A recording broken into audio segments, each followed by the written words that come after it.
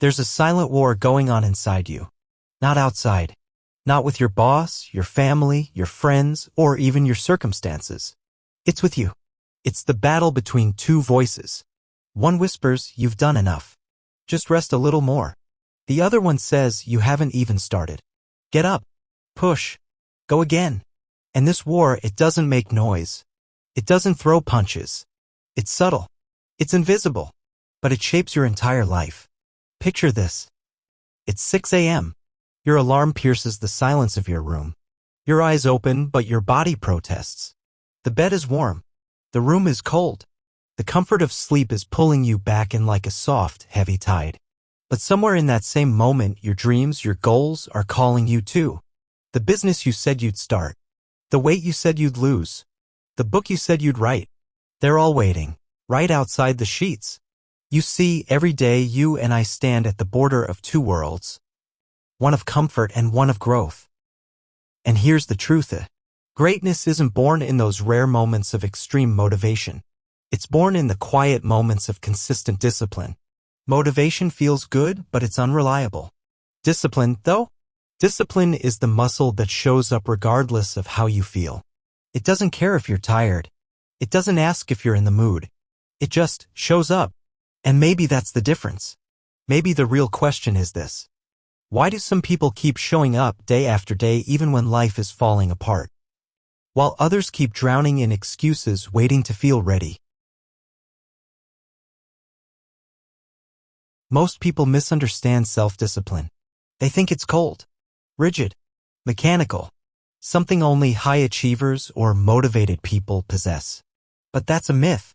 And if you believe that, you'll always think it's for other people, not for you.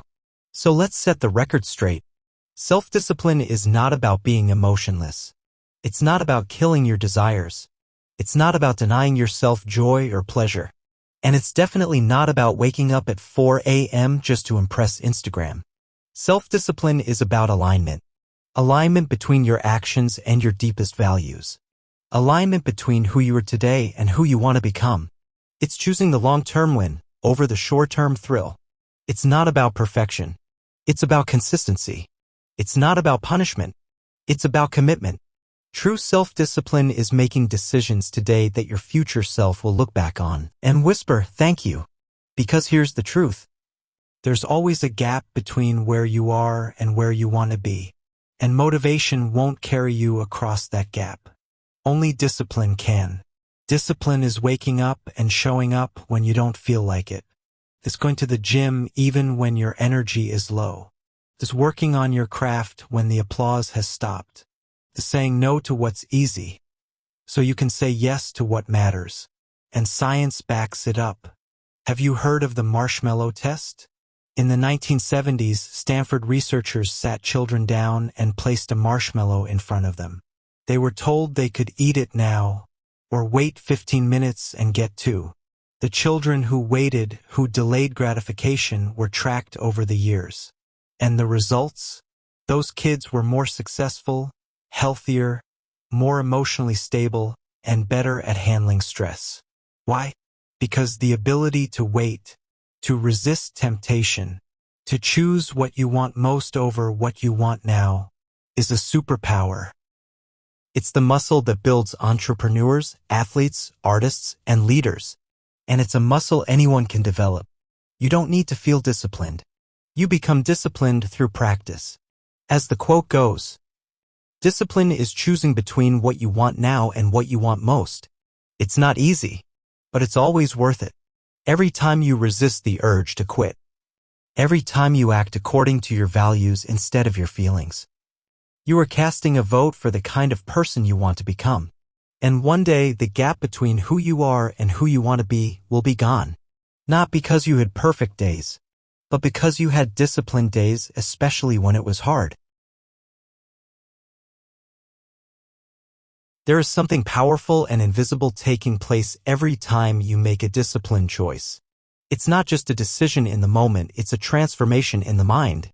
Every act of self-discipline is shaping your brain in ways you cannot see but will eventually feel and experience in every area of your life. Neuroscience calls this neuroplasticity, the brain's ability to rewire and reshape itself through repeated actions and thoughts. This means that the more you act with discipline, the easier it becomes to act with discipline again. Not because you were born with stronger willpower than others, but because your brain is learning to obey your higher self. It is creating new neural pathways, strengthening the mental muscles that help you resist temptation, fight laziness, and pursue what truly matters. You're not just doing a hard thing, you're making it easier for your future self to do it again. Discipline is not about forcing yourself forever. It's about training your brain until the right thing becomes the natural thing. And over time, something fascinating begins to happen. What once felt like pain or sacrifice starts to feel like pleasure and purpose. Science explains this through the dopamine shift, a change in how your brain experiences reward. In the beginning, your brain craves immediate pleasures, sleep over study, junk food over health, scrolling over building.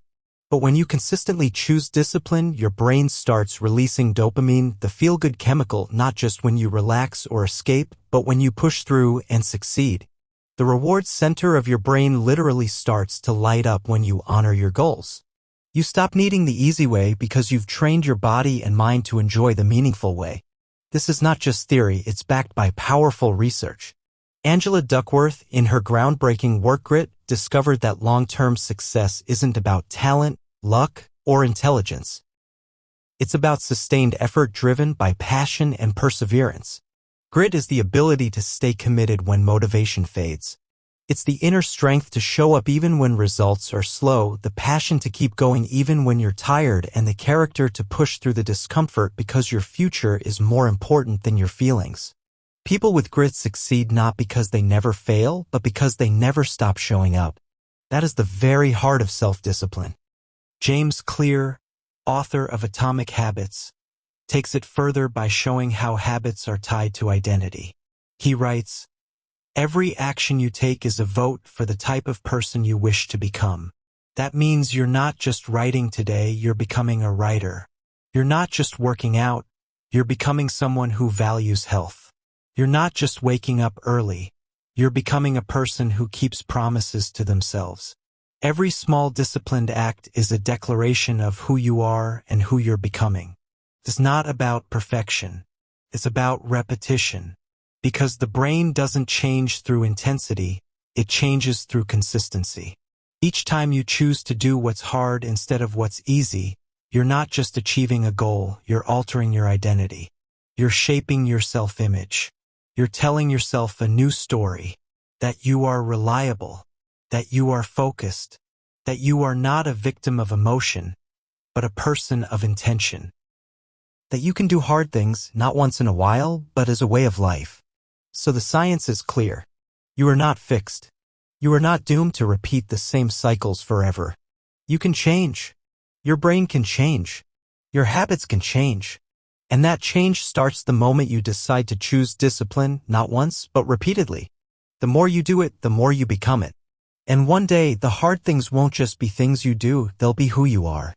That's the silent power of discipline. It rewires you from the inside out.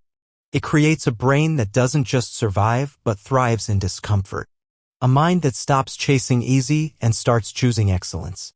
A life that stops settling and starts rising. Let's get real. There will be days when you feel like doing nothing. No fire. No spark. No energy. Just a heavy cloud over your mind telling you to sit back, scroll, and avoid the hard things. And this is where most people stop. They wait until they feel motivated, until life feels easier. But discipline is not about how you feel. It's about what you decide.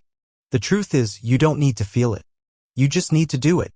Emotion may spark action once in a while, but only decision sustains it. Motivation is a mood, but discipline is a mindset. And if you want to build it even in your darkest, lowest, most exhausting days, you have to begin small. Very small. Start with mini wins. Not a marathon. Not a 10-page journal entry. Not a perfect morning routine. Just 10 push-ups. Just 5 minutes of journaling. Just one disciplined decision today that your future self will respect. Because discipline doesn't grow from big bursts. It grows from small, repeated, consistent choices. You don't have to conquer everything today, but conquer something. Conquer your urge to quit. Conquer your craving to procrastinate. Conquer just one lazy thought. That's enough. And when you do that again tomorrow, you've begun to build something powerful. One way to make this stick is to track your habits visibly. Use a simple calendar. Put an X on every day you show up. It's called the Don't Break the Chain method, and it works. Because every X becomes a visual reminder that you are becoming someone who follows through. The longer the chain gets, the harder it becomes to break it. That's not psychology. That's physics. Momentum builds. Consistency becomes identity. But even consistency can be crushed in the wrong environment. Discipline doesn't thrive in chaos. So if you want to protect your willpower, protect your surroundings. Remove your triggers, those apps, that cluttered space, those distractions that invite delay. And more importantly, surround yourself with disciplined people. People who don't just talk, but live with intention. People who challenge you, stretch you, and hold you to your higher self. Your environment can either call you up or pull you down. Choose wisely. Another underrated habit? Keep your own word. Not to others, to yourself. If you say you'll write for 5 minutes, right? If you say you'll get up at 6 a.m., get up. Every time you keep your word to yourself, you build self-trust. And self-trust is the foundation of self-discipline. You don't need to be perfect. You just need to be reliable. Start with one promise you know you can keep and then build from there. And in the middle of all this practical advice, you need one inner compass. The 3C rule. 1. Control your thoughts. Your mind is the battlefield. If you let it run wild, it will always choose comfort. You must train it. 2. Challenge your limiting beliefs. I'm not the type of person who is a lie waiting to be rewritten. Your past doesn't define your power. 3. Choose your response. You can't control every feeling, but you can always control your choice. Will you feed weakness or strengthen resolve? Self-discipline is not about having it all figured out. It's about showing up even when you don't. It's about doing what's right, not what's easy. It's about choosing growth even in the fog. And if you do this long enough, if you stay faithful in the small, the day will come when you won't just be doing hard things, you'll become someone who is unshakable in the face of them. Motivation is loud. It yells, it excites, it gives you goosebumps. But then it disappears. It fades when you need it most. That's why the people who rely on motivation rarely make it far. But discipline is quiet. It whispers. It doesn't care how you feel. It just shows up. And it stays. Even when motivation is gone. Discipline doesn't need applause. It doesn't post about its progress. It doesn't chase hype. It builds in silence. It's the reason some people rise while others drift. And the beautiful truth? You don't have to be perfect. You just have to be consistent. So here's your challenge, your turning point. Pick one thing today. One thing you've been avoiding. One thing you know you should do. And do it. Not when it feels good. Not when it's easy. But now. Today.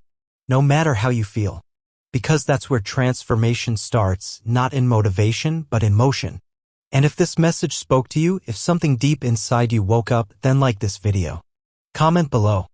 Subscribe. Share it with someone who needs it. You already know what to do. The only question is, will you do it?